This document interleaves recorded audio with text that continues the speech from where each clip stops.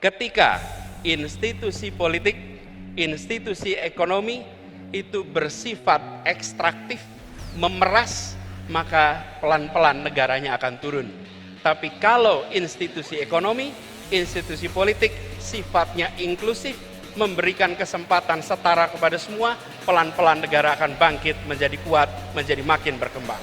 Negara dengan institusi politik yang memeras, menyingkirkan, memberikan kesempatan partisipasi yang terbatas, partisipasi yang terkendali, bahkan mereka-mereka yang berbeda pikiran politiknya sering dipinggirkan dari arena. Negara dengan institusi politik yang memeras menyingkirkan ini sering tidak mengindahkan etika, sering tidak mengindahkan aturan hukum, bahkan peraturan bisa ditekak-tekuk, bisa diterapkan setelah tebang pilih, dan seringkali dibuat hanya untuk menguntungkan mereka yang sedang berada di dalam lingkar kekuasaan. Yang seperti ini tidak ada market player yang sekaligus regulator. Kalau pedagang, pedagang saja. Jangan pedagang sekaligus pejabat, sekaligus pembuat aturan.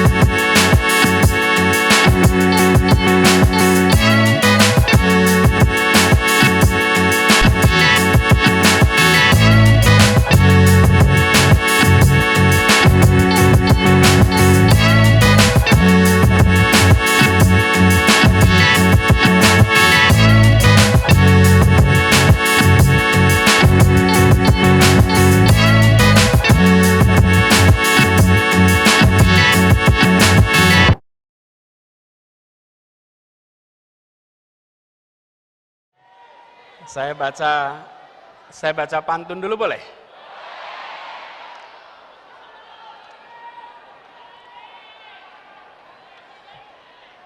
Habib Salim pergi ke Koja, mampir di jalan makan pepaya. 2023 kita bekerja, 2024 kita berjaya.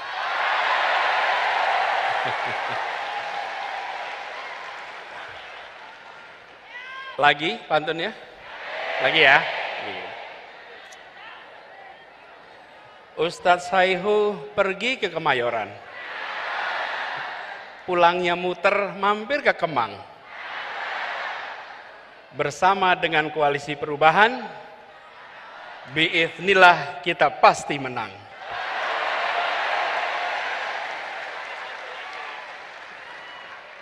Kalau dua itu kelihatannya kurang lengkap. Ini koalisi bertiga, pesannya 3, 2 tambah 1 sama dengan 3. Satu lagi. Habib Abu Bakar pergi ke Tambun. Pulangnya lewat hutan kayu. Untuk PKS yang sedang ulang tahun, Happy Milad to you.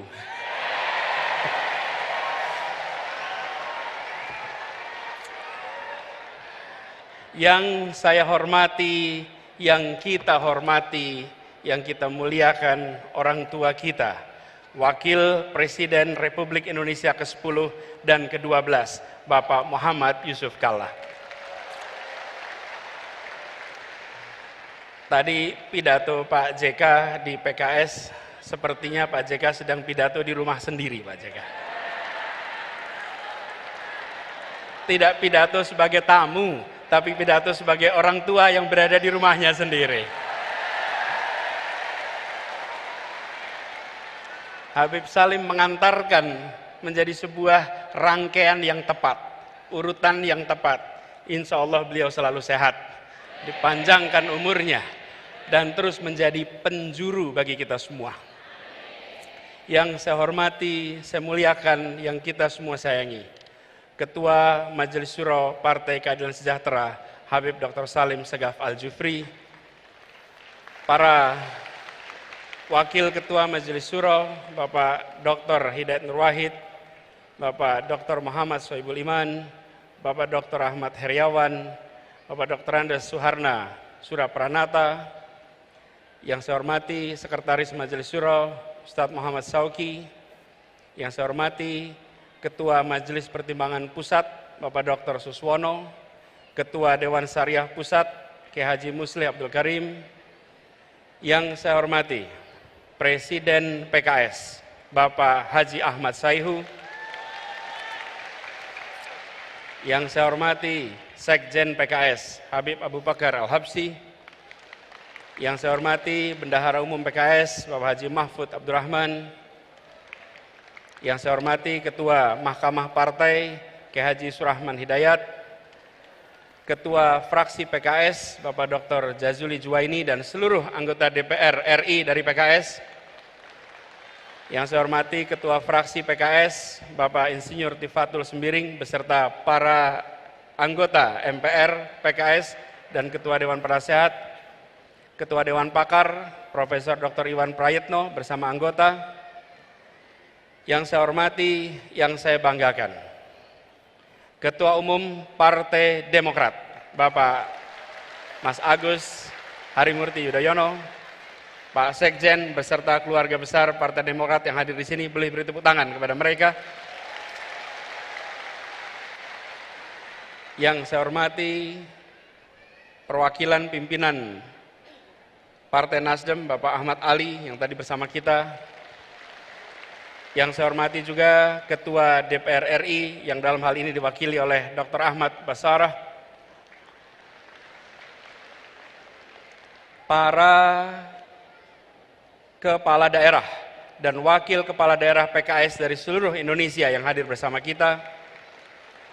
Para ketua bidang dan badan DPP PKS, para wakil sekjen, wakil bendum, dan seluruh staf, kantor kepala staf, presiden, para ketua MPW, ketua DSW, ketua DPW, para pengurus, struktur anggota dan simpatisan PKS, dan seluruh keluarga besar PKS, para ketua dan anggota unit pembinaan, para tamu undangan, hadirin saudara-saudara sekalian sebangsa setanah air.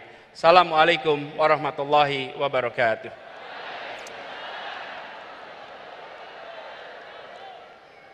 Alhamdulillah, kita bersyukur ya Allah Subhanahu wa taala. Di sore yang cerah ini kita diberikan kesempatan untuk bersama-sama memperingati 21 tahun perjalanan PKS yang perjalanannya tadi diungkapkan berkali-kali. PKS telah menjadi salah satu partai yang bisa dijadikan teladan dalam berdemokrasi.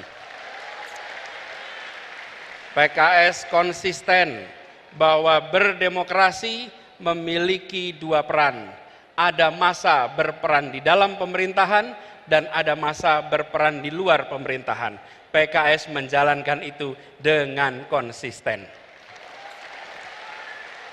Karena itulah ini bisa menjadi contoh.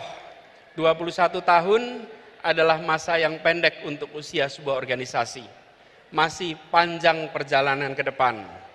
Mempesona ditulis hari ini itu penting, tapi mempesona ketika ditulis para sejarawan itu jauh lebih penting.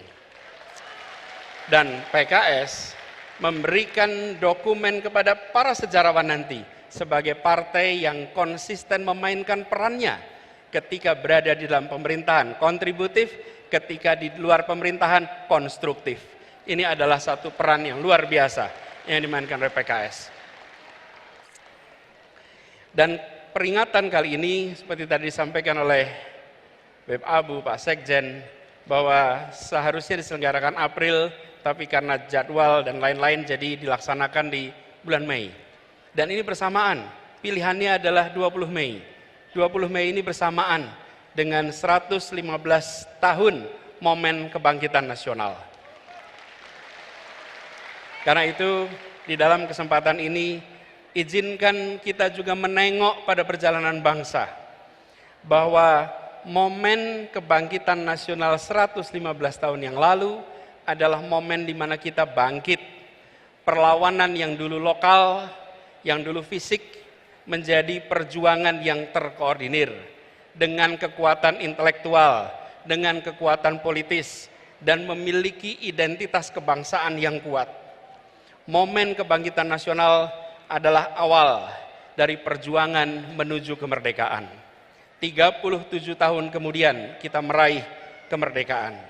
Dan ini adalah kesempatan hari ini untuk kita reflektif.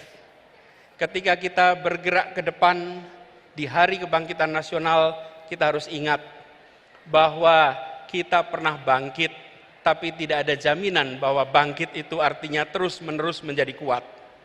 Bangsa-bangsa di seluruh dunia ada masa mereka bangkit, membesar, ada masa mereka bangkit, pelan-pelan turun, bahkan gagal. Di berbagai tempat di seluruh dunia. Karena itu momen ini, di saat ulang tahun PKS, bersamaan dengan momen kebangkitan nasional, mari kita tengok, bangsa ini harus bisa bangkit lebih kuat. Sambil kita lihat pelajaran dari bangsa-bangsa di seluruh dunia. Ribuan tahun sejarah sudah mencatat bangsa yang bangkit dan bangsa yang kemudian negara yang hilang. Ada sebuah buku berjudul Why Nations Fail, Mengapa Negara Gagal. Studi ini bukan studi teoritis, studi ini adalah mengumpulkan berbagai peristiwa, mengambil hikmahnya, apa yang harus kita perhatikan supaya kita terus bisa bangkit ke depan. Dan di antara tanda-tanda mengapa gagal, mengapa kemunduran adalah dua unsur utama, institusi politik dan institusi ekonomi. Ketika institusi politik, institusi ekonomi itu bersifat ekstraktif, memeras, maka pelan-pelan negaranya akan turun.